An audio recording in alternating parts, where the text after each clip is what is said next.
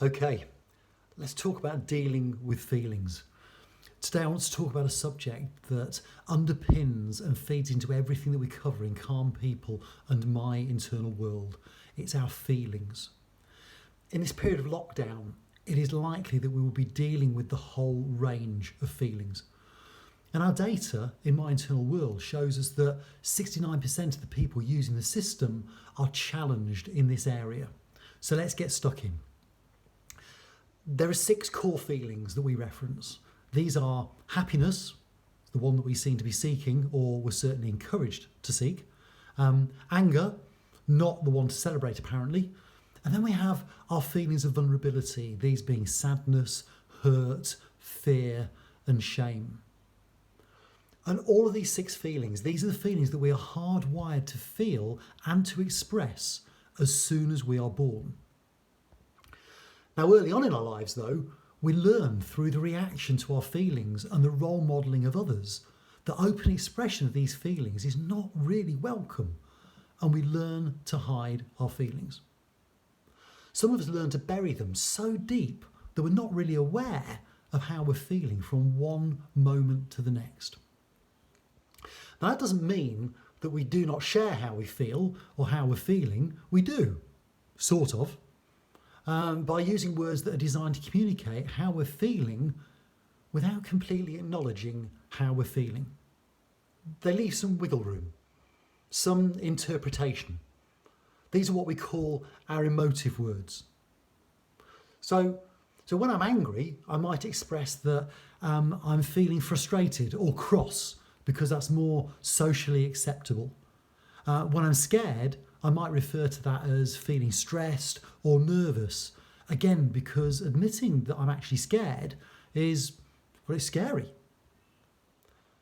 While we may occasionally exaggerate how we feel, my experience is that most of us use words to minimise how we feel. So my sadness becomes I'm a little bit low, or my hurt becomes I'm upset.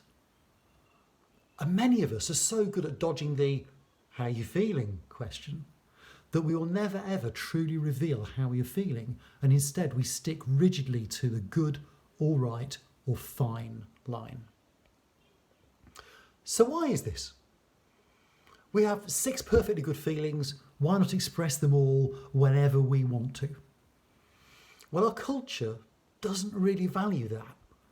And there may also be perfectly good reasons why it's considered unprofessional to bring my sadness to work. Maybe. The big issue is that we all have these feelings, which we do, and we all experience them, and we do, but we don't express them. So where do they go? Well, for many of us, they go into that box in our head where we drop all of our unwanted feelings.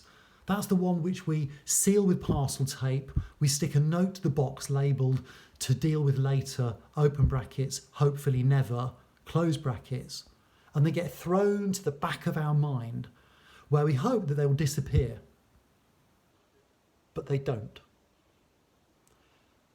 Feelings of vulnerability or anger that are not dealt with in a healthy way will keep coming back harder and stronger unless they are given the healthy airtime that they need. In addition, many of the niggling ailments we suffer, such as backache, headache, skin conditions, lack of sleep, and many, many more, are all signs of our mind and our body trying to deal with the stuff that we do not want to deal with. In other words, our feelings of vulnerability. Those moments when you watch a sad play or a film and you feel overwhelmed, that's not just the story that's doing that. It's the unprocessed feelings of vulnerability taking their chance to be expressed. And that's okay in those circumstances.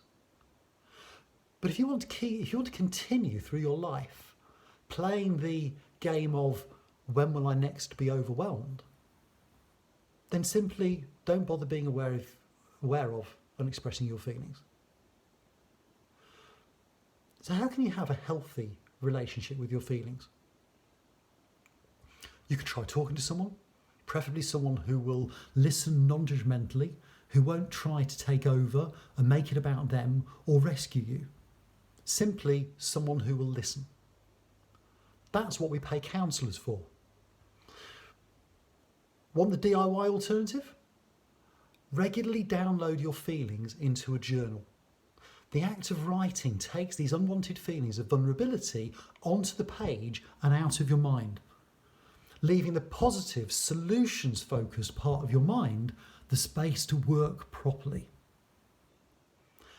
A journal helps you download, get things sorted, and move on. Try this. Try journaling every day for 15 minutes for a month and see what difference it makes. Finally, Carl Gustav Jung said the word happiness would lose its meaning if it were not balanced by sadness. In other words, you cannot truly experience the full intensity of happiness if you're not prepared to experience the full range of other feelings as well. Remember, these feelings exist. You can't not feel them. It's what you do with them that matters. Have a great day.